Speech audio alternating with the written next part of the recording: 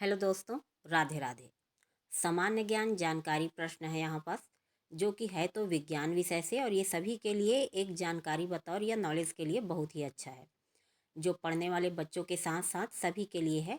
पौधों में पाए जाने वाले हार्मोन के नाम व कार्य। ठीक है, तो जिस तरह से मनुष्यों के शरीर में हार्मोन्स पाए जाते हैं और उन हार्मोन्स का अलग अलग तरह से शरीर में अलग अलग फंक्शन को एक्टिवेट करने का क्या होता है, फंक्शन होता है, कार्य होता है। उसी तरह से पौधों में भी कुछ हार्मोन्स पाए जाते हैं, क्योंकि मनुष्यों की तरह पौधे भी जीवित प्राणी में आते हैं या जीवित आपके जीव में आते हैं।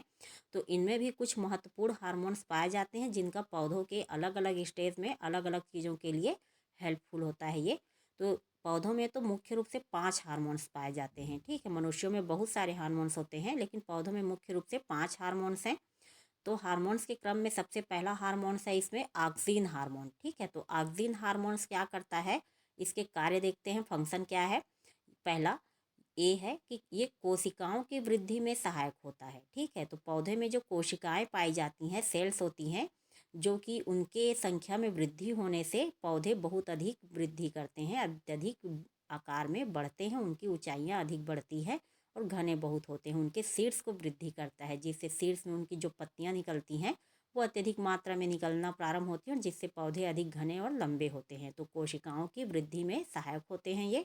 दूसरा है बीज रहित फलों के उत्पादन में सहायक होना या सहायता करना। ठीक है, तो ये ऑक्सिन हार्मोन और किस में हेल्पफुल होता है कि ऐसे फलों का उत्पादन करता है जो कि बीज रहित होते हैं। उन फलों में बीज नहीं पाए जाते। आप कई सारे फ्रूट्स खाए होंगे जिनमें आपके बीज या सीड्स नहीं पाए जाते हैं, तो उनको ये क्या करता है, प्रेरित करता है, अगर इसका ये हार्मोन्स अधिक उत्पादित हो, पौधों में रिलीज करे तो।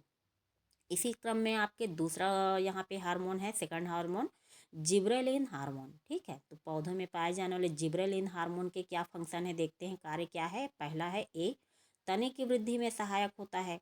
ठीक है, तो ये पौधे की तने की वृद्धि में ये हार्मोन्स जब सिक्रेट होते हैं तो पौधे की तने अधिक आपके मोटाई में अधिक होते हैं, अधिक मोटे होते हैं, वृद्धि करते हैं तो, और साथ में उसकी तने भी बढ़ती हैं, लंबाई अधिक बढ़ती हैं तनों की। और दूसरा है ये पुष्पन तथा फल निर्माण पर नियंत्रण रखना। ठीक है, तो पुष्पन और फल निर्माण, पुष्पन की क्रिया, कितनी ज़्यादा पुष्प लगना है, कलियाँ कितनी लगनी है, उस पर ये क्या करता है, कंट्रोल करता है। और साथ में पुष्प लगेगा तभी उसमें फल लगेंगे, तो फल भी निर्माण होना है तो कितना मात्रा में फल निर्माण होना है, उस पर ये क्या करता है, नियंत्रण करता है कि कितना फल लगना है। क्योंकि अत्यधिक ज़्यादा फल भी लगेंगे तो वो पौधों के लिए हानिकारक होते हैं, पौधे क्षतिग्रस्त होते हैं, टूटते हैं। तो पुष्प खिलने की क्रिया, पुष्प लगने की क्रिया, और पुष्प लगने के पश्चात उसके फल निर्माण की क्रिया, और उस पर नियंत्रण, ये सभी का किसके द्वारा कंट्रोलर होता है, ये कह सकते हैं जिब्रेलिन हार्मोन के कारण। तो ये मुख्य दो कार्य हैं इसके, जिब्रेलिन हार्मोन के।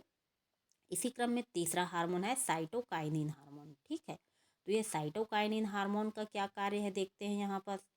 यह कोशिकाओं के विभाजन को प्रेरित करता है। ठीक है, तो साइटो मतलब कि ये कोशिका, तो कोशिका विभाजन होता है तो पौधे और भी ज़्यादा घने होते हैं, उनका आकार बढ़ता है, उनका वृद्धि अधिक होती है, वो फूल पत्ती तना अत्यधिक मात्रा में लगते हैं, ये कह सकते हैं आप, क्योंकि सभी में कोशिकाएं होती है, तनों में भी, पत्तियों में भी, फूलों में भी। तो ये उनके कोशिकाओं के विभाजन को प्रेरित करता है जब ये हार्मोन सिक्रेट होते हैं या रिलीज होते हैं पौधों में तब। दूसरा क्या है कि ये जीर्णता में विलंब करता है। ठीक है, जीर्णता में विलंब मतलब कि जीर्ण होना, अत्यधिक उम्र हो जाना कहते हैं। जैसे कि हम मनुष्यों में हम देखते हैं कि जीर्ण होना मतलब अत्यधिक उम्र हो जाना, वृद्ध हो जाना। तो वृद्ध होने की क्रिया, पौधे जो वृद्ध होते हैं तो उनमें ये क्या करता है, उसको विलंब करता है ये हार्मोन। विलंब करने का अर्थात ये कि पौधे बहुत ही ज़्यादा पुराने नहीं दिखते। अगर विलंब होगा तो पौधों में हमेशा नई पत्तियाँ आते रहेंगी, नए फल फूल हमेशा लगते रहेंगे, उनमें वो घने होते रहेंगे, एक नयापन बने रहेगा। तो इसी कारण से ये साइटोकाइनिन हार्मोन क्या करता है कि जीर्णता में विलंब करता है। पौधे बहुत ही ज़्यादा पुराने भी हो जाएंगे तो ऐसा नहीं कि उसमें पत्तियाँ नहीं निकलेंगी या फूल नहीं खिलेंगे या फल नहीं लगेंगे, ऐसा नहीं होता है। ये बात सिद्ध होती है कोशिका विभाजन से ही, ये सिद्ध हो जाती है कि कोशिका विभाजन हो रहा है मतलब उसमें नयापन बना हुआ है, क्योंकि हमेशा उसमें पत्तियाँ नई और फूल फल का निर्माण होते ही रहेगा। तो इस तरह से ये दो कार्य हैं।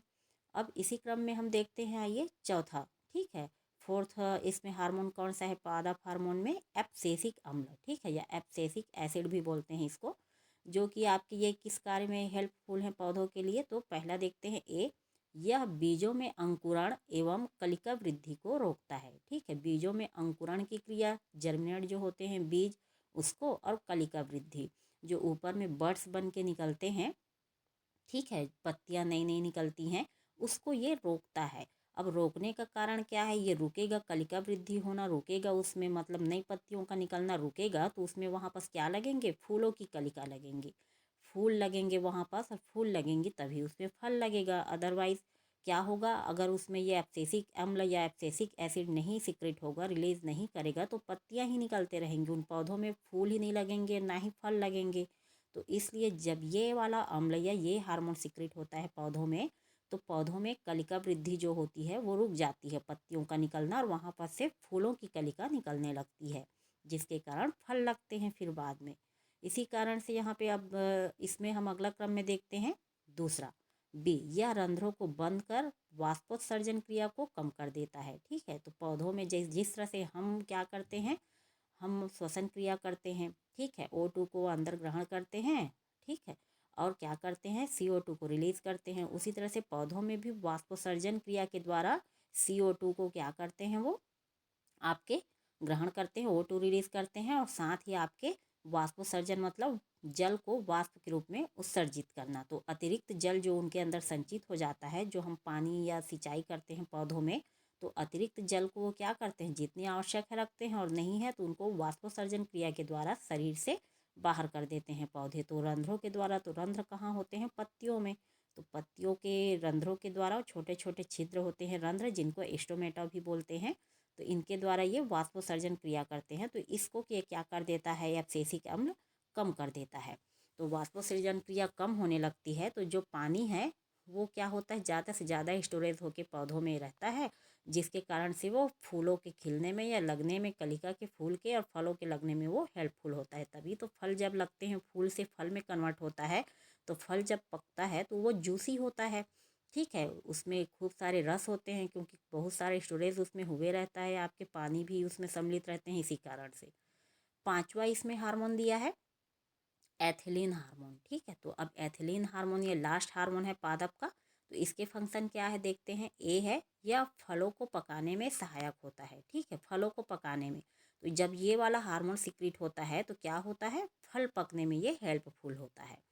जब फल कच्चे होते हैं, कच्चे होने के पश्चात अच्छी तरह से मेच्योर हो जाते हैं, बड़े हो जाते हैं, तब ये हार्मोन सिक्रेट होने लगता है, पौधे ये हार्मोन रिलीज करते हैं, और ये हार्मोन के रिलीज होते ही पौधे धीरे धीरे पकना शुरू होता है, और उसमें मीठापन आने लगता है, और एक मीठी मीठी सी स्मेल, सुगंध आने लगती है। बी है इसमें नर पुष्पों के विकास में सहायक। ठीक है, और ये अत्यधिक मात्रा में अगर विकसित होने लगता है या रिलीज होने लगता है पौधों में, तो क्या होता है कि पौधों में मादा पुष्प के जगह नर पुष्पों के विकास में सहायक, मतलब कि नर पुष्प ज़्यादा मात्रा में खिलने लगते हैं। तो बहुत लोग सोच रहे होंगे कि पौधों में भी नर पुष्प ऐसे होते हैं, तो हाँ, पौधे आपके नर या मादा नहीं होते हैं, पौधों में खिलने वाले पुष्प नर और मादा होते हैं, जिसके कारण से आप देखे होंगे कि कई सारे पुष्प क्या होते हैं या फ्लावर आपके, उनमें फल नहीं लगते हैं, ऐसे खिलते हैं और झड़ जाते हैं, और कई सारे फ्लावर ऐसे होते हैं जिनके नीचे में छोटे से बर्ड्स के रूप में फल आपके फ्रूट्स लगे होते हैं। फिर वो फ्लावर ऊपर के झड़ करके वो नीचे के जो बर्ड्स होते हैं वो धीरे धीरे बड़े होते हैं, और बड़े होकर के एक फल में परिवर्तित हो जाते हैं, कन्वर्ट हो जाते हैं। तो पौधे तो नर और मादा नहीं होते, लेकिन उनमें खिलने वाले पुष्प जरूर नर और मादा होते हैं, जिसके कारण से उनमें क्या होते हैं, फलों का लगना संभव होता है। नर पुष्प में नहीं लगते हैं फल, और मादा पुष्प में फल लगते हैं। ठीक है, तो इसी तरह से और भी सामान्य जानकारी यदि आप चाहते हैं तो मेरे चैनल को सब्सक्राइब जरूर कर लेंगे, और साथ ही अपने बाकी फ्रेंड्स को भी इसको शेयर किया करें, ताकि ज़्यादा से ज़्यादा लोगों तक ये वीडियो पहुंच सके। और साथ ही यदि आपको वीडियो अच्छी लगी हो तो एक प्यारा सा कमेंट करके ज़रूर बताओ।